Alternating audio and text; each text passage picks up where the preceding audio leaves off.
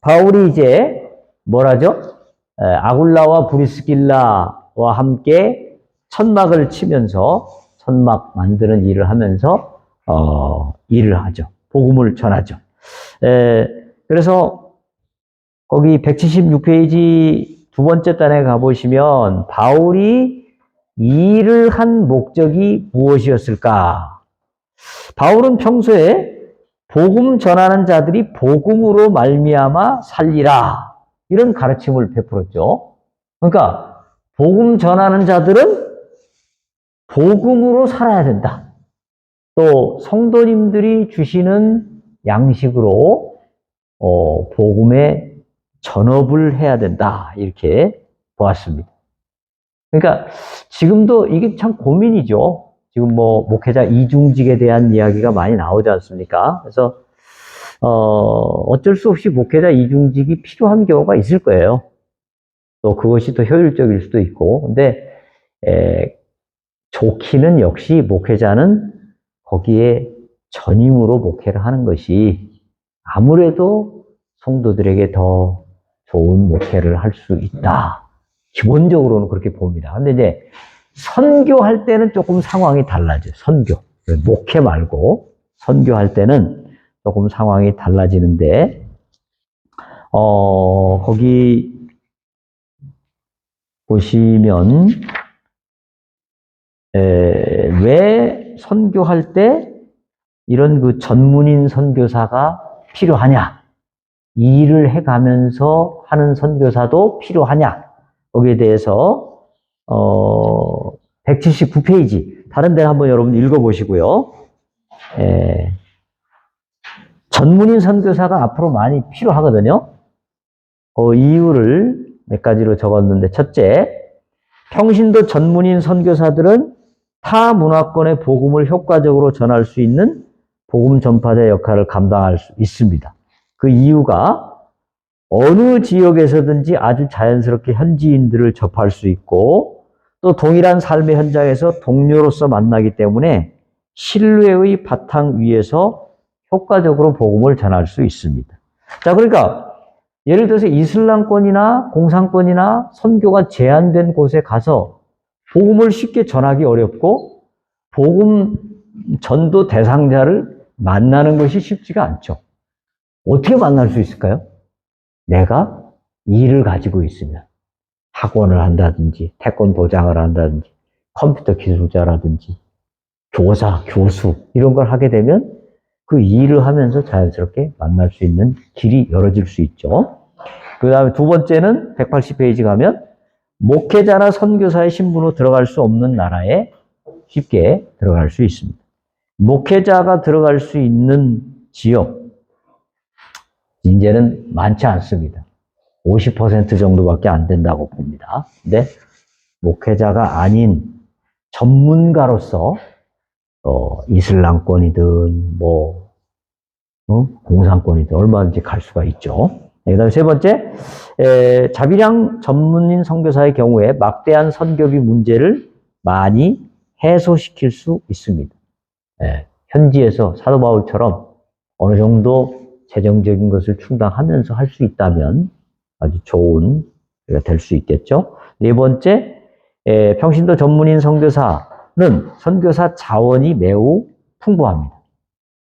그러니까 지금 대한민국에 1000만 가까운 성도가 있으니까 그 성도들이 다 선교할 수 있잖아요. 그래서 얼마 전에 그런 거 많이 유행했었죠. 제주 한 달 살기. 응? 평생에 한번 제주 가서 한 달 살아본다. 근데 왜 제주에서만 한 달 살 생각을 해요? 선교지에서 한 달 살기. 또는 선교지에서 1년 살기. 그런 거 한번 교회들이 하면 굉장히 효과가 있을 거예요. 우리나라에도 보면 옛날에 몰몬교 선교사들이 많이 왔었죠. 이렇게 하얀 옷 입고 명찰력이 딱 달고. 그 사람들이 와서 한국에 몰몬교도들이 많이 생겼습니다. 그래서 평신도 자원들이 선교지에 가서 1년 하면서 몰몬교 그 사람들처럼 전도하고 이렇게 하면 그게 굉장히 큰 선교에 도움이 될 거예요. 그게 계속 이어질 수 있다면. 그래서 태국이나 이런 데 가보면은, 태국 불교에서 그런 걸 많이 강조합니다.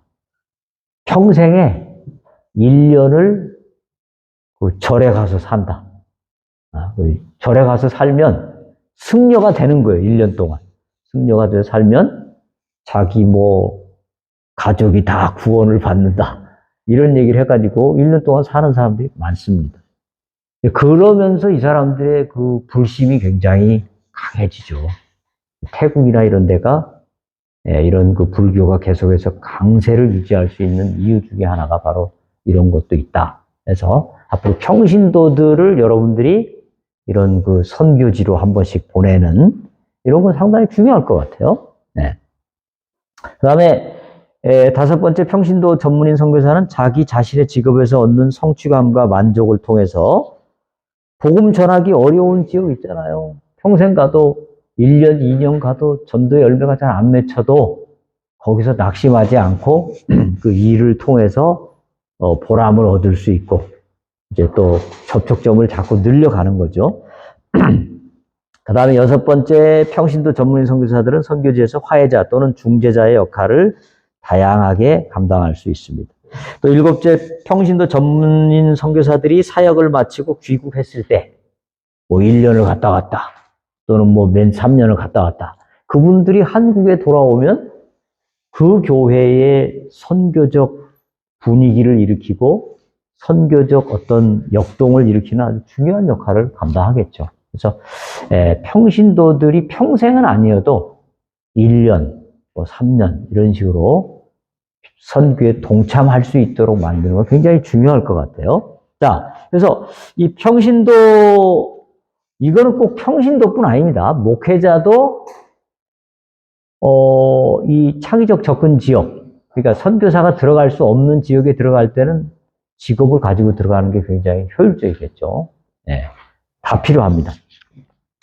그런데 하여튼 효과적인 전문인 선교 사역을 위한 방안, 첫 번째 뭐가 필요합니까? 전문인 선교사에 대한 한국 교회의 인식 전환이 필요합니다. 선교사는 반드시 안수받은 목사만 된다. 이 생각을 없애야 돼요. 그래서 평신도도 얼마든지 효율적으로 선교할 수 있다. 예를 들면 182페이지 가보시면 중국 내지 선교의 아버지로 알려진 허드슨 테일러 있죠. 허드슨 테일러. 중국 내지 선교의 아버지. 이분이 획기적으로 선교의 패러다임을 변화시킨 분인데 이분이 뭘 했냐면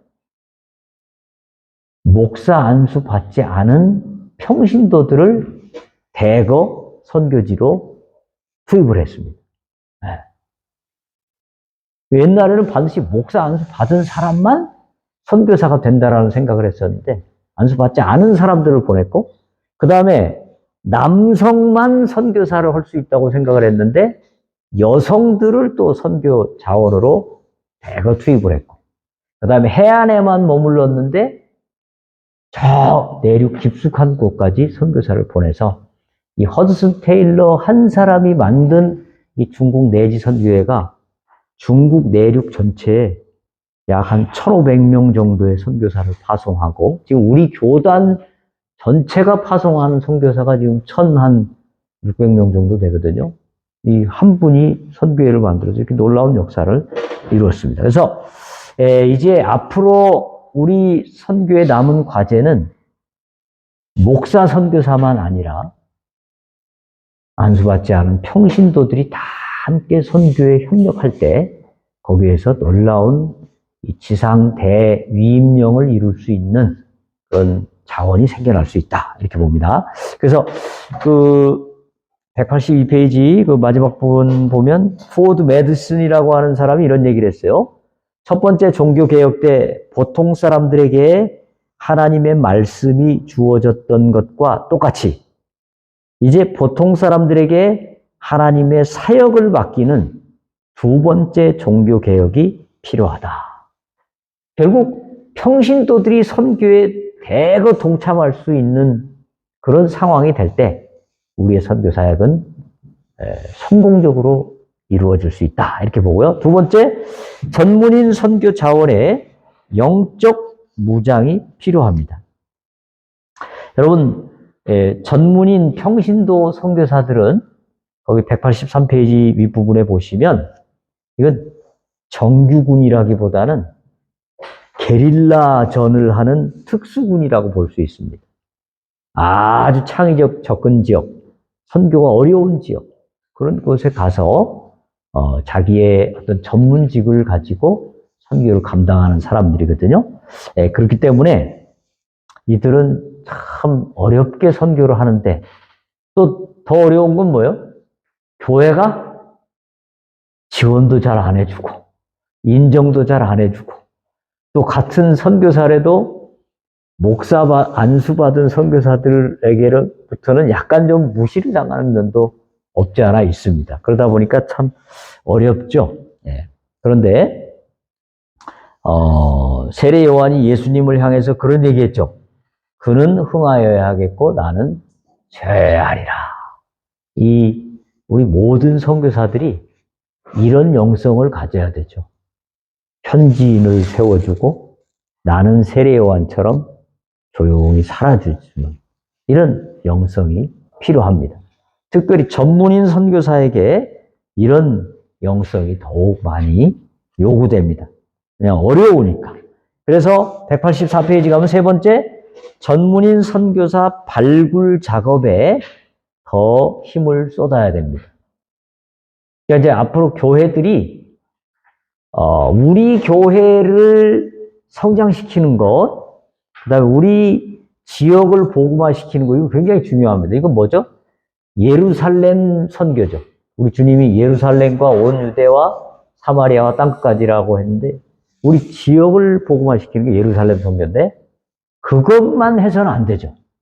예루살렘 선교와 땅끝 선교가 함께 가야 그 교회가 아주 건강하게 역동적으로 성장됩니다. 그래서 평신도 자원을 많이 발굴해야 됩니다.